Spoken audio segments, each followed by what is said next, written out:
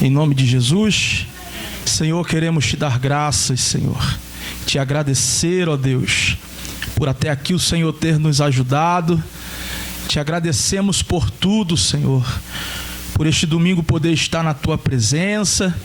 Toda a honra e toda a glória, Senhor, a ti pertence. Perdoa os nossos pecados, perdoa nossas falhas, perdoa nossas transgressões, perdoa, Senhor, as nossas iniquidades. Pai amado, em nome de Jesus, toma a direção desse estudo, toma a frente, Senhor, das nossas vidas, toma a frente, Senhor, e o controle, Pai amado, deste culto de hoje, Pai. Glorifica teu nome, abençoa, Senhor, as nossas vidas, abre o nosso entendimento, fala conosco, Senhor. É o que eu te peço e te agradeço em nome de Jesus. Amém. Amém? Bom dia, gente. Paz do Senhor Jesus.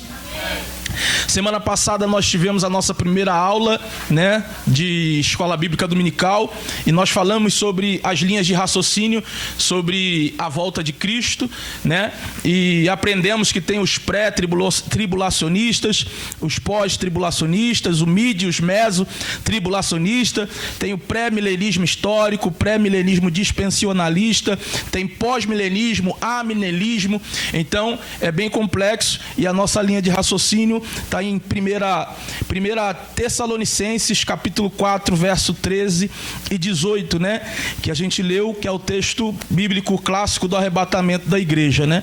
Não quero, pois, irmãos, que sejam ignorantes acerca dos que dormem, para que não vos entristeça como os demais, que não têm esperança, porque se cremos que Jesus morreu e ressuscitou, assim também aos que com Jesus dormem, Deus o tornará a trazer a vida.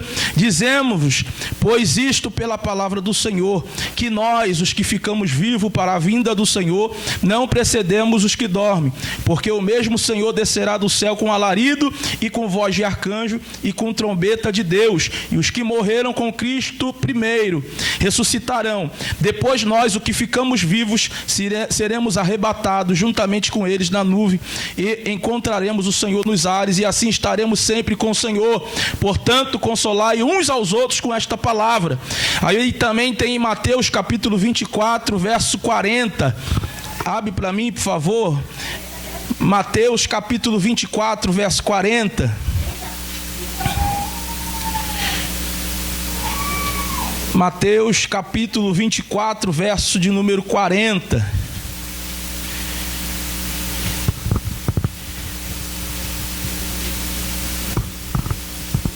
Diz assim: então, estando dois homens no campo, um será levado e o outro será deixado. Estando duas mulheres a trabalhar no moinho, será levada uma e deixada a outra. Tá? Então, a linha de raciocínio tem várias, então cada um acredita, né? Como a irmã Jade falou no domingo, sexta-feira, ela acredita de uma forma e ela não fica errada, cada um tem a sua linha de raciocínio, e a nossa igreja ela é alinhada nessa, acreditamos no arrebatamento, tá? E hoje nós vamos aprender sobre a boda do Cordeiro. Tá? Após ter o arrebatamento da igreja, após ter o tribunal de Cristo, vai acontecer a boda do Cordeiro. Deixa eu esperar o pessoal se ajeitar para a gente poder começar.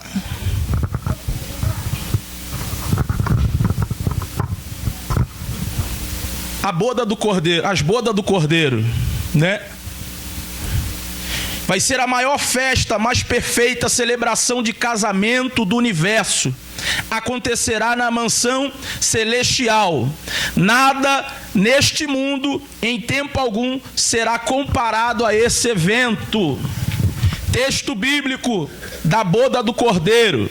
Você vai abrir a sua Bíblia em Apocalipse capítulo 19, versos 7 e 9. Apocalipse 19, versos 7 e 9. Texto bíblico sobre a boda do Cordeiro. 19, versos 7 e 9. Que diz assim: regozijemos e exultemos e demos-lhe glória, porque são chegadas a boda do Cordeiro, e já a noiva se preparou, e foi-lhe permitido vestir-se de linho fino, resplandecente e puro, pois o linho fino são as obras dos santos. E disse-me: escreve, bem-aventurado aquele que são chamados à ceia à boda do Cordeiro. E disse-me ainda: estas são as verdadeiras palavras de Deus. Então o texto bíblico para a boda do Cordeiro é Apocalipse capítulo 19, verso de número 7 e 9. Quando acontecerá a boda do Cordeiro? Ela acontecerá após o arrebatamento e enquanto estiver acontecendo a grande tribulação na terra. Nesse período em que a terra vai estar passando por um período de tribulação, nós estaremos no céu e estaremos participando da boda do Cordeiro. A comemoração da união de Cristo com a igreja acontecerá no céu de glória, no intervalo entre o arrebatamento e a segunda vinda de Cristo. Nesse tempo, a noiva será adornada com roupa que representa a justiça dos santos. E o texto que nós lemos, Apocalipse 19, verso 7. Então nós somos como a noiva do Cordeiro, né? A noiva do Cordeiro, e estamos esperando para participar da boda do Cordeiro juntamente com ele. Então ele vem para buscar uma igreja que esteja limpa, lavada, né? Adornada, né? Uma noiva purificada, santificada, para poder ter um encontro com ele nos céus. Então essa é a boda do Cordeiro. Enquanto a terra estiver em tribulação, enquanto a terra estiver um caos, né? Nós estaremos participando da boda do Cordeiro. Vamos lá, sinopse sobre a boda do Cordeiro. Bodas, celebração pelo encontro de duas pessoas que estavam distanciadas em fidelidade uma à outra. O Cordeiro e a igreja tem base nos casamentos orientais subdivididos em 3 etapas: noivado, vinda do noivo e o banquete do casamento. Então é algo lindo, né? Jesus está nos ensinando que a celebração da boda vai ser o encontro de duas pessoas que, ainda que estivessem longe uma da outra, eram fiéis uma à outra. Ainda que nós não tenhamos visto ele face a face, nós somos fiel a ele mesmo sem o ver. Então está dizendo que o encontro de duas pessoas, ainda que estejam distantes, em fidelidade uma à outra. Então nós é como você não conhece a noiva, né? Nunca viu a noiva, aqueles casamentos oriental que a noiva vem com um véu na frente e você não vê nem o rosto, só depois que você vê o rosto. É praticamente isso, né? O apóstolo Paulo, escrevendo à igreja de Éfeso, fala da relação amorosa e mútua entre o homem e uma mulher na ocasião do enlace matrimonial. Paulo, aproveitando esse compromisso da esposa com o esposo, introduz a comparação de Cristo com a igreja. Vamos lá, Efésios capítulo 5, verso 25. Efésios capítulo 5, verso 25. Efésios capítulo 5, verso 25. Paulo já estava comparando a igreja como esposa de Cristo, Cristo como marido, como noivo, e a igreja como esposa. O texto vai dizer assim: vós maridos, amai as vossas mulheres, como também Cristo amou a igreja, e assim mesmo se entregou por ela, a fim de a santificar, tendo purificado com a lavagem da água e pela palavra. Então é a fidelidade. Nós não vemos, né? Nós não estamos conhecendo assim face a face o noivo, mas temos que manter a nossa fidelidade diante de Deus, né? Diante de Deus. Abra aí 2 Coríntios capítulo 11, verso de número 2. Estou sendo muito rápido, gente? Então vamos mais devagar. 2 Coríntios capítulo 11, verso 2. 2 Coríntios capítulo 11, verso 2.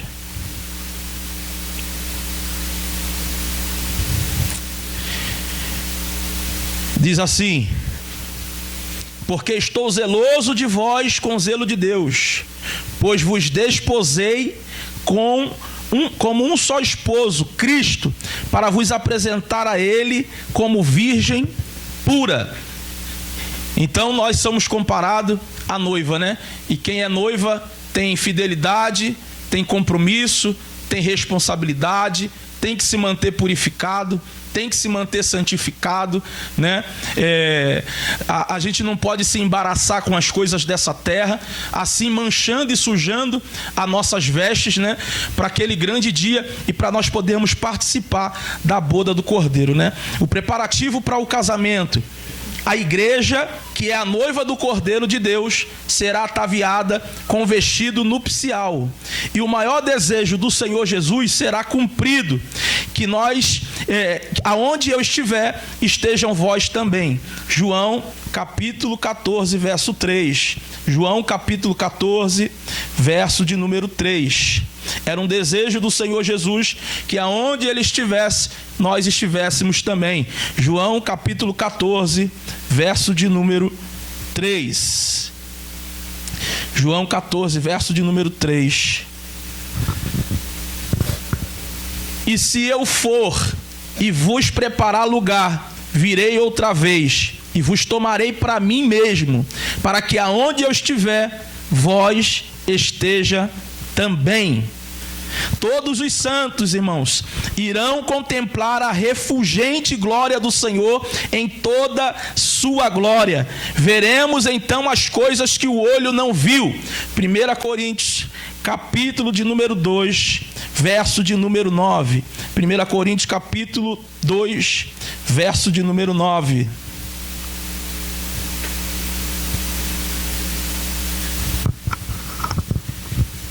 1 Coríntios capítulo 2, verso de número 9, diz assim: mas está escrito, as coisas que os olhos não viram, nem o ouvido ouviu, nem penetraram o coração do homem, são as que Deus preparou para os que ama, né? Então são coisas que você não tem noção. Às vezes a gente vê aqui uma rua, vê uma cidade linda, bonita, mas o Senhor está dizendo que são coisas que são maravilhosas aos nossos olhos e nunca vimos, né? Então vai valer a pena o esforço que você tem feito, a renúncia que você tem feito, evitando certas coisas, né? Vai valer a pena, vai valer a pena. Para alguns pode ser loucura, né? Para algumas pessoas pode ser doideira, para algumas pessoas pode ser loucura. Eu ouço pessoas dizendo: há muito tempo se fala que Jesus vai voltar e nunca volta, né? Mas a Bíblia fala que um dia para a gente é como se fosse um ano para Deus, vice-versa. Então pode ser a qualquer momento, ou pode ser que nós descemos à sepultura e nossos filhos que vão ver, né, a volta do Senhor Jesus Cristo. Amém? Pode falar. Pode só botar um pouquinho lá na parte do boca do cordeiro de deixa pra ele estar. Calma aí. Deixa eu ver que eu tô com as folhas tudo separado. Calma aí.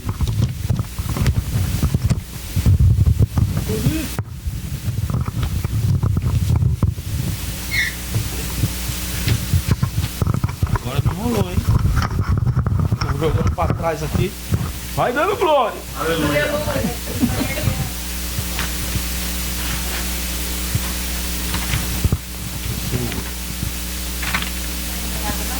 Hã? Não. Não número não. Calma aí, não tem que achar.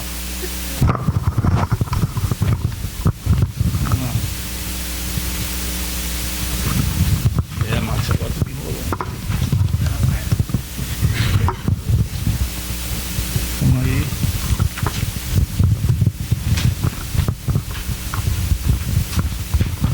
Aí. Não, sei não. Você quer saber o que? O preparativo para o casamento?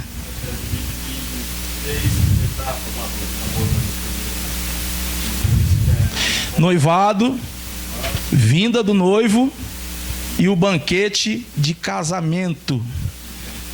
Noivado, vinda do noivo e banquete do casamento. São 3 bases de casamentos orientais divididos em etapa, tá? Isso. E o texto que você tem para maridos e noivo, né, que Paulo diz, é Efésios capítulo 5, verso 25, e 2 Coríntios capítulo 11, verso de número 2. Amém? Achei. Vamos lá. O que fará o noivo com a noiva? Toda a glória do céu será revelada à esposa do Cordeiro. Ele apresentará Deus a si mesmo e aos anjos. Apresentará a si mesmo em perfeição imaculada, sem rugas ou coisa semelhante. Cristo também apresentará a sua noiva, as classes angelicais. São miríades de anjo. Todos irão recepcionar os nubentes com uma verdadeira proclamação de júbilo. Cantarão um belo hino dedicado aos contraentes. A letra está em Apocalipse capítulo 19, verso 7. Abra para mim, Apocalipse 19, verso 7. O noivo, quando nós formos participar da boda, ele vai nos apresentar as miríades de anjos, ele vai nos apresentar aquilo que está no céu. E em Apocalipse 19, verso 7, vai dizer que nós vamos ser recepcionados com um belo hino. E esse hino está em Apocalipse 19, verso de número 7. Apocalipse 19, verso de número 7. Se você vê o título de Apocalipse 19, já diz assim, aleluia, né? E o louvor vai ser: regozijemos e exultemos e demos-lhes a glória, porque são chegadas a boda do Cordeiro e já a sua noiva se preparou. Esse será o hino para nós nos receber, né? E eu creio que é algo que a gente não tem nem imaginação de como será isso, né? Então é uma coisa linda. E é uma pergunta que muita gente faz: será que nós vamos reconhecer quem está lá em cima? Pedro, Tiago, acho que eu já falei isso aqui, e esse estudo fala um pouco sobre isso, né? Quem se assentará, quem servirá a mesa nessa festa, quem estará lá? Então, todos os salvos de todos os tempos e todos os lugares da terra virão fazer parte desta mesa. Vamos lá, abra sua Bíblia em Mateus capítulo 8, verso 11. Mateus capítulo 8, verso 11.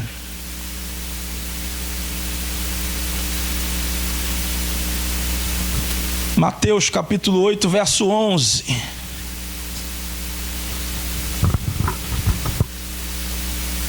E isso é bom para a gente poder também desfolhar a Bíblia e você ter mais intimidade com a Bíblia, né? E já saber abrir a Bíblia aonde tem pedir Marcos, João, Pedro, 1 Pedro, 2 Pedro. Então é bom para a gente poder alcançar isso, né?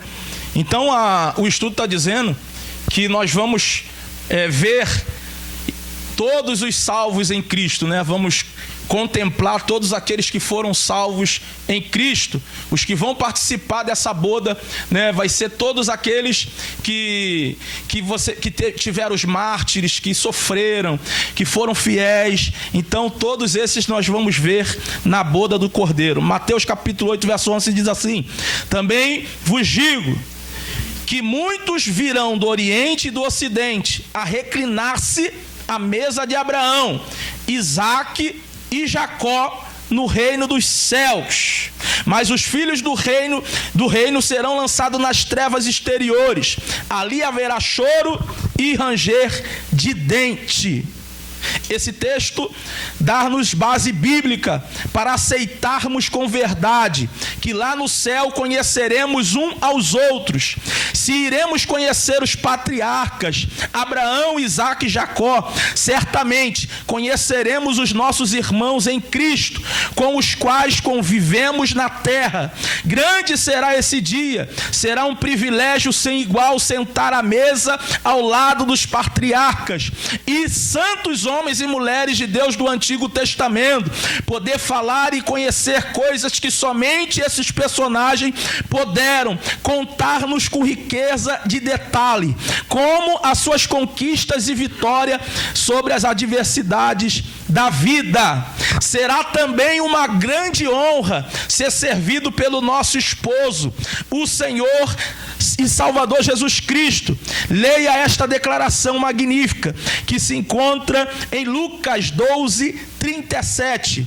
Lucas 12, 37. Nessa boda nós seremos servidos pelo Senhor Jesus Cristo. Lucas 12, 37. Se até Jesus soube servir e continua servindo a igreja, quem somos nós para não servirmos a igreja do Senhor? Lucas 12, 37 diz assim: bem-aventurado aqueles servos ao qual o Senhor, quando vier, achar vigiando. E em verdade vos digo que se cingirá e os fará reclinar à mesa, e chegando-se o servirá. Então nós seremos servidos pelo Senhor Jesus Cristo. Encontraremos os nossos irmãos em Cristo com um corpo glorificado, né? Graças a Deus nós encontraremos com um corpo glorificado e teremos, né, a possibilidade de entender algumas coisas que talvez a Bíblia nós não conseguimos entender. Saber o que foi que aconteceu dentro da cova dos leões, o que aconteceu dentro da fornalha. Então, nós vamos participar dessa mesa e o Senhor Jesus Cristo vai ser o que vai nos servir nesta mesa. Amém? Até aqui, gente, deu para entender? Acabamos o arrebatamento, falamos do arrebatamento da igreja, falamos do tribunal de Cristo, né? E agora entramos na boda do Cordeiro, né? Não se tem muito a falar sobre a boda do Cordeiro, é simplesmente que vai ser uma festa nupcial, que ela é comparada com um casamento judaico, e esse casamento judaico, como o Max perguntou, era conhecido como noivado, né? E passava por essas três etapas para poder se encontrar com o noivo. E é essas etapas que nós estamos passando, né? É igual um relacionamento. Primeiro você namora para conhecer, depois você tem um relacionamento mais profundo para depois casar e ter a festa nupcial. Amém? Então, bodas do Cordeiro, gente, nós encerramos aqui. Eu não sei se eu vou conseguir falar tudo sobre a grande tribulação hoje, mas eu quero falar um pouco e começar sobre a grande tribulação, né? Grande tribulação tem bastante coisa para se falar e eu quero hoje falar bem devagar sobre a grande tribulação, tá? Enquanto a igreja estiver na boda do Cordeiro, participando do grande banquete que durará 7 anos de festa, a população mundial sofrerá os juízos de Deus por 7 anos aqui na terra. Enquanto aqueles que foram salvos, que foram fiéis, vão estar participando da boda do Cordeiro, vai ser 7 anos de festa. Vai ser aquela festa. E enquanto nós estivermos na boda do Cordeiro, a terra também estará em tribulação. Como aprendemos na outra aula, serão 7 anos de tribulação, divididos em 2 períodos. 3 anos e meio, tribulação. 3 anos e meio depois, grande tribulação.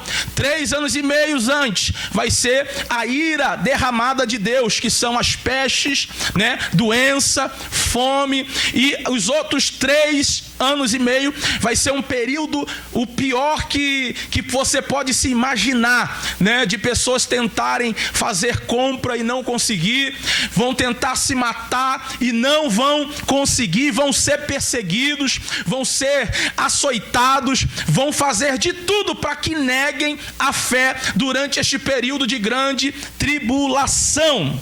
Vamos lá, Mateus 24, 21. Mateus 24, 21.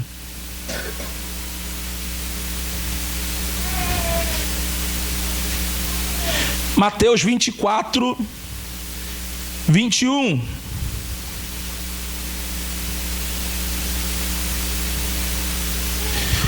E lembrando, gente, que o estudo que eu estou dando aqui, né, é somente algo superficial. Algo mais profundo tem que mergulhar bastante para poder entender, e é algo bem complexo. Apocalipse pode mexer na sua cabeça de uma forma que pode ser boa ou pode ser ruim. Muitas das vezes Apocalipse dá um nó na cabeça de muita gente, até na minha muitas das vezes dá, porque quando você abre a Bíblia vai ter lá o dragão, vai ter a besta, vai ter não sei quem, vai levantar a testemunha. Então é algo que mexe muito com a cabeça, e se você não tiver um profundo estudo bíblico, se você não tiver um acompanhamento, isso aí pode embaralhar um pouquinho a sua cabeça, tá? Mas então, eu só estou passando por causa do tempo também que nós temos, que é pouco, passando um pouco por cima, mas para você ter noção que isso vai acontecer, né? Isso vai chegar, tem um dia, e você vai lembrar dessa aula e vai falar assim, verdadeiramente, o que o pastor falou aconteceu. Se está na Bíblia escrito, irmão, vai acontecer. Se Jesus não colocou isso na Bíblia, em vão. Jesus não mandou João para a ilha de Patmos, deu uma visão para ele, em vão. E nós estamos vendo nos dias de hoje as coisas acontecendo, os sinais da vinda de Cristo, né? O dia e a hora ninguém sabe, mas os sinais estão aí, né? Então, Mateus 24, 21. Mateus 24, 21. Porque haverá então uma tribulação tão grande como nunca houve desde o princípio do mundo até agora, e nem jamais haverá. E se aqueles dias não fossem abreviados, ninguém se salvaria, mas por causa dos escolhidos serão abreviados aquele dia. Gente, este dia será conhecido como o dia do Senhor. Será o dia conhecido como a vingança do Senhor. Será conhecido como o tempo de angústia para Jacó. Tempo de angústia, o dia de trevas, dia de alvoroço, dia de desolação. No Novo Testamento como grande aflição. Aflição, ira futura, ira e a hora do juízo. Assim será chamado, conhecido, o dia que o Senhor virá para vingar, né? Então tem vários nomes que eu acabei de citar aqui. Vamos lá? Sobre a grande tribulação. A visão do livro selado com 7 selos. Vamos lá. Haverá uma visão. João teve a visão de um livro selado com 7 selos na mão direita de Cristo, o único ser que em todo o universo foi achado digno de tomar o livro e desatar os 7 selos, diz a Escritura em Apocalipse capítulo 5, verso 3. Apocalipse capítulo 5, verso 3.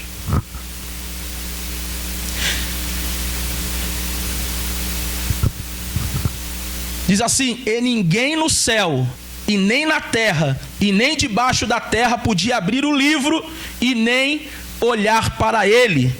E eu chorava muito porque não foi achado ninguém digno de abrir o livro e nem olhar para ele. E disse-me um dentre os anciões: não chore, eis que o leão da tribo de Judá, a raiz de Davi, venceu para abrir o livro e romper os 7 selos. Nesse livro estão registrados o juízo de Deus que enviará a este mundo, que rejeitou o seu Filho Jesus, foram rebeldes à palavra de Deus e obstinados à prática do pecado.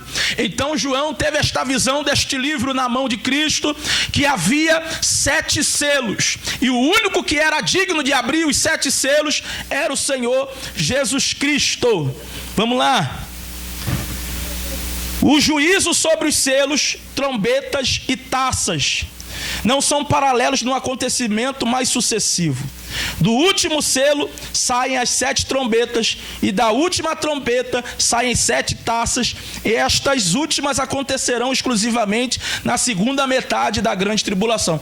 Como eu disse aqui, vai ter 7 selos. Vê como que isso aqui é intenso.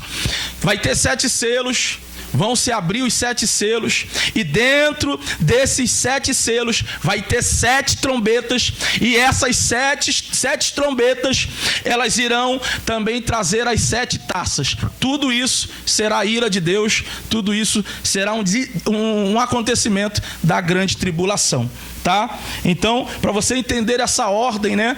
A ordem é essa, né? Vai ter os selos vão ser abertos, depois vai ter as taças da ira, vai ter as trombetas e as 7 taças, que tudo vão vir com ira sobre a terra.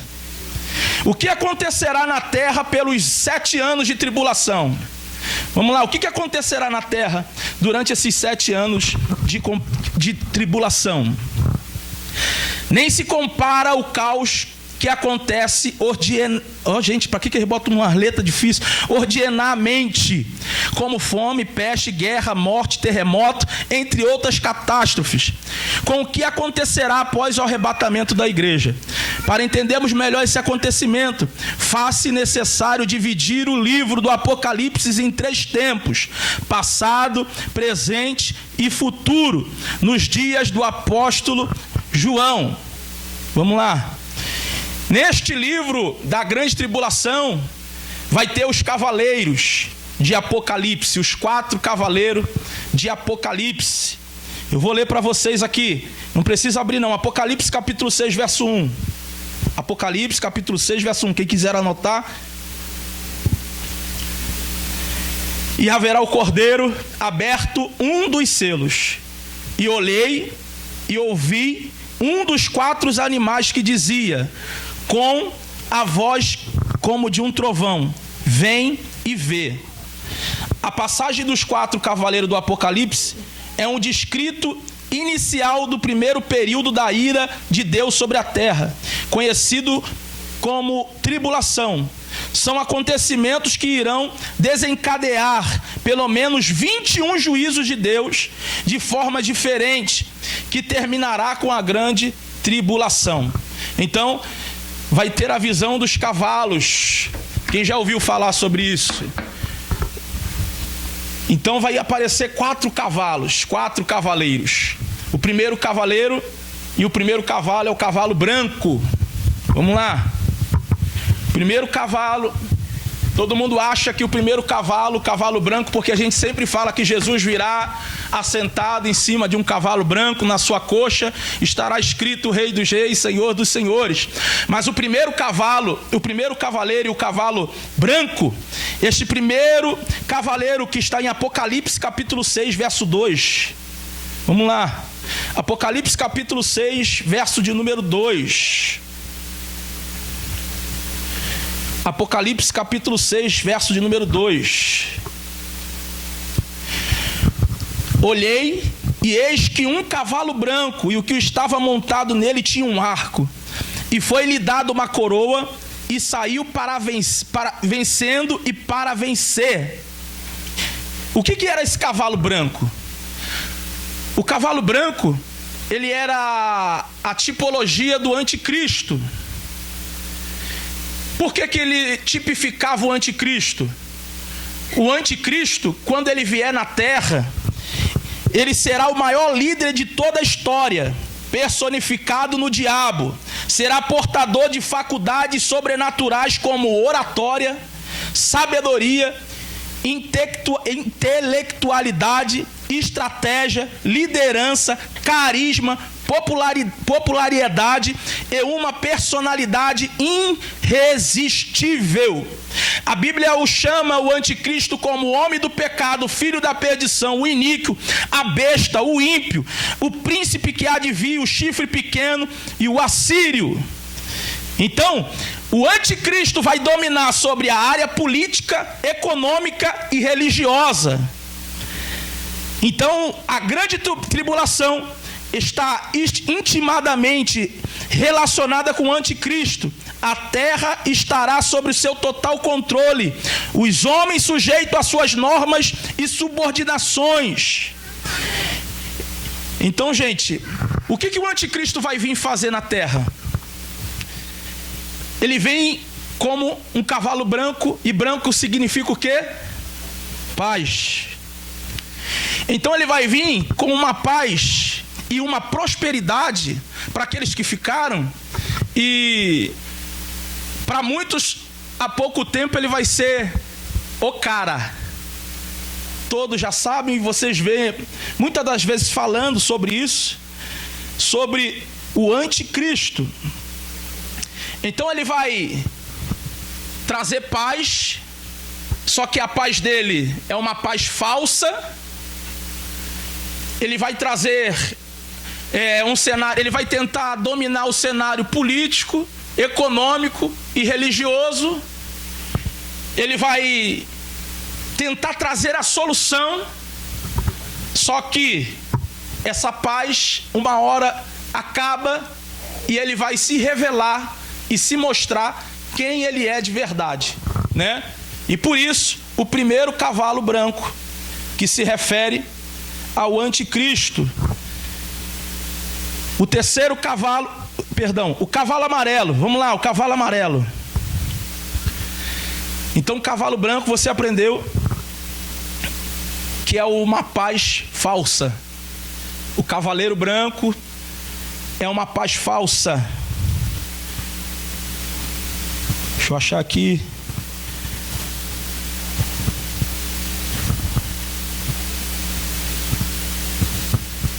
Certo. O cavalo branco é uma paz falsa. Jesus ainda vai me dar uma coisa boa. Vamos lá. O próximo cavaleiro é o cavalo vermelho. O segundo cavaleiro é mencionado em Apocalipse capítulo 6, verso 4. É amarelo ou vermelho? Perdão, vermelho.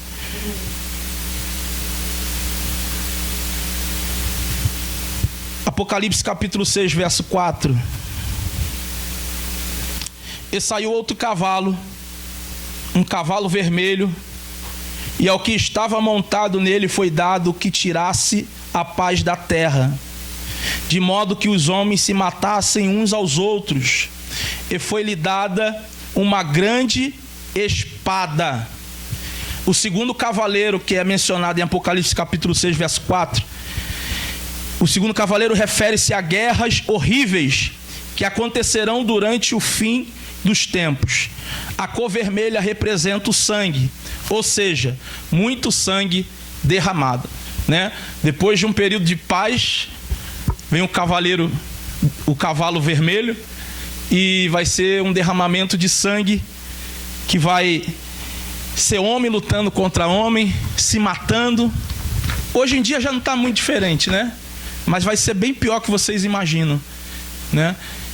Haverá uma carneficina e um derramamento de sangue. Eu não tenho noção, gente. A minha visão ainda é muito limitada para... Você vê algumas tragédias acontecendo, algumas coisas. A nossa visão é muito limitada. A gente fala assim, nossa, aconteceu ali um terremoto, morreu tanta gente. Mas é muito além daquilo que a gente imagina. É muito, muito, muito além daquilo que a gente imagina. Dá para comparar um pouco assim. Imagina a bomba de Hiroshima.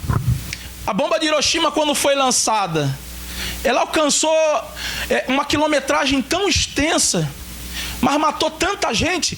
E esse acontecimento também não se compara com o que vai acontecer, né? Então, primeiro cavalo, cavalo branco, vai ser uma paz falsa. Segundo cavalo, o cavalo vermelho, que vai ser um derramamento de sangue. E o terceiro cavalo, o cavalo preto. Apocalipse 5, verso 6. Apocalipse 6, verso 5 e 6.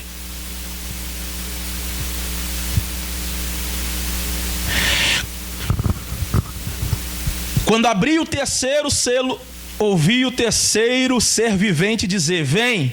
E olhei, e eis que um cavalo preto, o que estava montado nele, tinha uma balança na mão. E ouvi como que uma voz no meio dos 4 seres viventes que dizia: um quenis de trigo por 1 denário, e 3 quenis de cevada por 1 denário, e não danifiques o azeite e o vinho. Calma aí. Cavalo preto, Apocalipse 6, versos 5 e 6. Deixa eu ver se eu estou errado, gente. É isso mesmo. O terceiro cavalo. O terceiro cavaleiro refere-se à grande fome, que acontecerá provavelmente com resultado de guerra do segundo cavaleiro. A comida será escassa, mas o vinho e azeite ainda estarão prontamente disponíveis. A cor preta representa fome, peste, doenças sobre a terra, né? Então vem numa sequência, né? Cavalo branco, paz; o cavalo vermelho, derramamento de sangue, consequências das guerras. Vem o cavalo preto, que vai trazer a fome, as pestes, as doenças sobre a terra, né? Então, o último cavaleiro é o cavalo amarelo. O quarto cavaleiro é mencionado em Apocalipse 6, 8. 6, verso 8. E olhei, e eis que um cavalo amarelo, e o que estava montado nele chamava-se Morte, e o inferno seguia com ele, e foi-lhe dada autoridade sobre a quarta parte da terra, para matar com espada e com fome, e com peste, e com as feras da terra. Então, o cavalo amarelo, que é o quarto cavaleiro, é o símbolo da morte e devastação. Aparenta ser uma combinação dos cavaleiros anteriores. O quarto vai trazer mais guerra e fome horríveis, assim como pestilência e doença. O que é mais impressionante, ou talvez assustador, é que o quarto cavaleiro do Apocalipse são apenas precursores do julgamento ainda piores que virão mais tarde durante a tribulação. A cor amarela, sem dúvida, representa a morte, culminando no genocídio mundial. Então, depois desses cavaleiros, ainda tem mais coisa para acontecer. Tem as taças de Deus que vai ser derramada, tem as 7 trombetas que serão tocadas. Então, se você quiser ficar, fica, mas eu não quero ficar aqui para ver isso aqui. Então, gente, primeiro cavaleiro, nós aprendemos aprendemos os 4 cavaleiros, os primeiros, né? Que é o cavalo branco, o cavalo vermelho, o cavalo preto e o cavalo amarelo. Se fosse no final de ano, use você vermelho, amarelo, preto. Se isso fosse significativo, nós estaríamos fritos. Danilo chegou aí, se quiser entrar, pode entrar, gente, tá? Vamos lá. As coisas que acontecerão, gente, vamos lá. Eu já falei sobre o anticristo, né? Vai aparecer o surgimento do falso profeta. Satanás e toda a hoste demoníaca serão precipitados na terra. Então, vai ter o surgimento do anticristo. Ele vai fazer de tudo para imitar a Cristo. E quando ele enviar o falso profeta vai ser como tipificasse o Espírito Santo. Então ele vai enviar o anticristo, que vai tipificar a pessoa de Cristo, personificar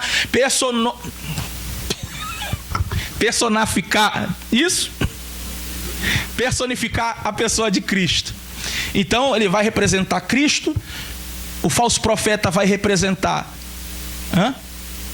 é o 4. São 4 cavaleiros: o cavalo branco, o cavalo amarelo, preto e vermelho, tá? Então o falso profeta vai tipificar o Espírito Santo. Abra a tua Bíblia em Apocalipse 13, 11 e versículo 11 e 15.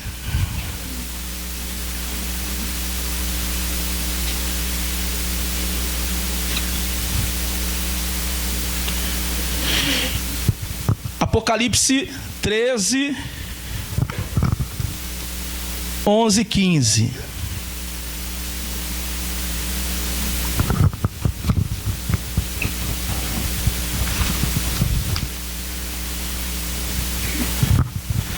Diz assim: e vi subir da terra outra besta, e tinha 2 chifres. Apocalipse 13, 11 e 15. Vamos lá. E vi subir da terra outra besta, e tinha 2 chifres semelhantes ao de cordeiro, e falava como dragão, também exercia toda a autoridade da primeira besta na sua presença, e fazia que a terra e os que nele habitavam adorassem a primeira besta, cuja ferida mortal foi curada, e operava grandes sinais, de maneira que fazia até descer fogo do céu na terra à vista dos homens. E por meio desses sinais que lhe foi permitido fazer na presença da besta, enganava os que habitavam sobre a terra, e lhe diziam que fizesse uma imagem de besta que recebera a ferida da espada e vivia.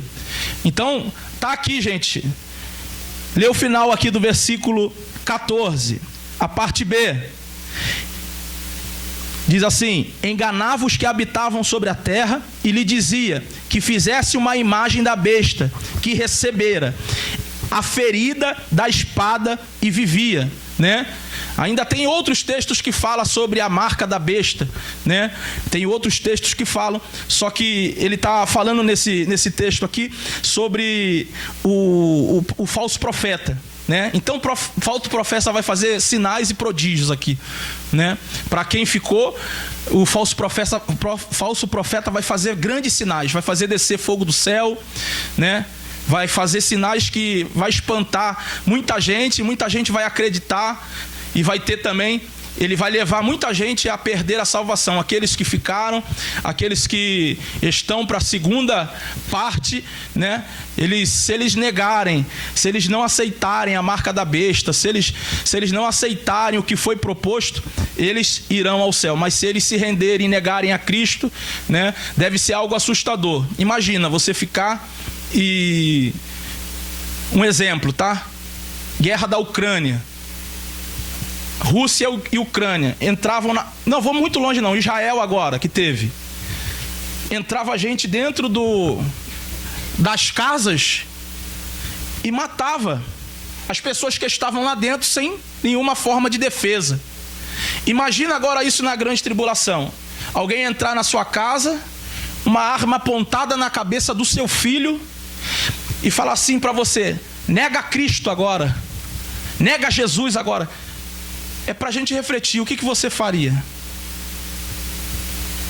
O que nós faríamos? Será que a tua fé, você é fiel somente nas coisas boas? E se isso chegasse até a gente, se alguém apontasse uma arma na cabeça do seu filho e falasse assim: negue a Cristo agora? Ou se não, você estivesse numa fome horrível, não tivesse nada para comer, e o adversário viesse e lhe oferecesse um prato de comida. Ou você come e morre, ou você morre e sobe para a glória. O que você faria? Então é para a gente parar e refletir que nesse dia não vai ter muita opção. Pastor, o que vai acontecer com o Espírito Santo? O Espírito Santo vai ser retirado da terra, né? Ou a Bíblia diz que ele estaria conosco todos os dias. Então, quando chegar a grande tribulação, o Espírito Santo vai ser retirado da terra. Se com ele aqui está difícil, imagina sem ele. Então, eles vão dominar. O anticristo, o falso profeta, está dizendo em Apocalipse capítulo 12, verso 9. Abre aí, para a gente encerrar. E semana que vem eu termino. 12, verso 9. Além de ter o surgimento do anticristo e falso profeta, Satanás e toda a hoste demoníaca será precipitado na terra. Apocalipse 12, 9. E foi precipitado o grande dragão, a antiga serpente, que se chama o diabo, Satanás, que engana todo mundo. Foi precipitado na terra, e os seus anjos foram precipitados com ele. Misericórdia. Então, haverá o surgimento do anticristo, surgimento do falso profeta. Satanás e a parte dos anjos será precipitado na terra juntamente, e a terra vai ficar um caos, né? Semana que vem, gente, a gente termina, que já deu a hora. Vamos continuar falando de algumas coisas que vão acontecer na grande tribulação. Ainda vou falar sobre a terra terá terríveis demônios para atormentar os homens. a implantação do número da besta, 200 milhões de cavaleiros assassinos. E a pergunta: haverá salvação na tribulação, na grande tribulação? Então, para a gente poder encerrar e depois pular para outra parte, juízo final, tá?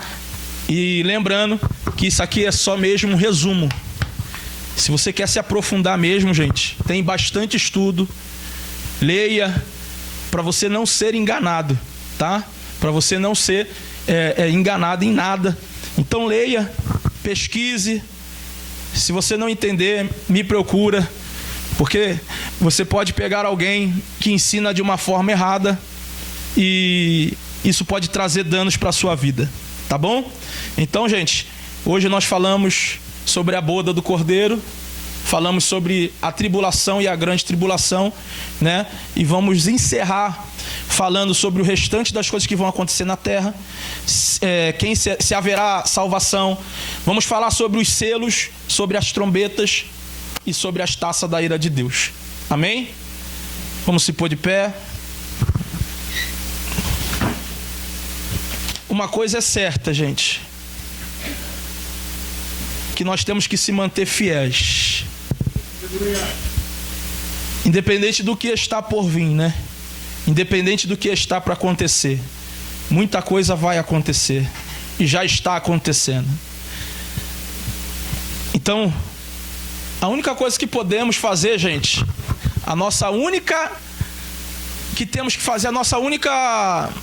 hoje estou brabo de palavra, hein, gente? A nossa única opção é sermos fiel, tá? E o certo, eu entenderia escatologia dessa forma: morreu sem Cristo, inferno; morreu com Cristo, céu. Não precisa falar muito, né? Morreu sem salvação, inferno; morreu com Cristo, céu, tá? Jesus está nos dando uma oportunidade de nós estarmos colocando em ordem a nossa vida, a nossa casa. Deus está nos dando a oportunidade de direcionar os nossos filhos no caminho certo, ensinar o que é certo, para que eles cresçam sabendo da verdade. Ontem, gente, eu vou orar. Nós estávamos no culto de Okazaki e um irmão foi com o irmão Marcelo, que tira foto, foi lá no culto, levou esse irmão Robson. E no final do culto, eu não sabia, ele era católico. E eu falando do batismo, que ia ter batismo, não sei se foi das meninas ou dos outros. Então, aí antes, eu falei, vai ter o batismo, quem quiser ir no churrasco. Eu falei, vamos, Robson. Ele, mas como que é esse negócio de batismo? E eu expliquei para ele, e vim explicando da forma que eu sei, né? Bem por cima, assim, explicando aquilo que o batismo representa. E ele falou para mim ontem, né, pastor, eu ia batizar ele na época. Eu falei, quer batizar? Você quer se batizar? É assim, assim, assim, assim. Aí ele, não, ainda não é meu tempo. Eu sou católico, minha família toda é católica. Eu vou ser o único dentro da minha casa evangélico. E ele falou para mim ontem que foi para casa. Já passou uns 4 meses isso, gente. E ele falou que isso ficou martelando na cabeça dele, o que eu fiquei falando sobre o batismo. E ontem eu fiquei muito feliz, porque uma semente que você planta, ela demora, mas ela germina. Aí ele me chamou ontem no final do culto e falou, pastor, deixa eu te falar algo. Aquilo que o senhor falou para mim ficou batendo na minha cabeça e eu batizei, pastor.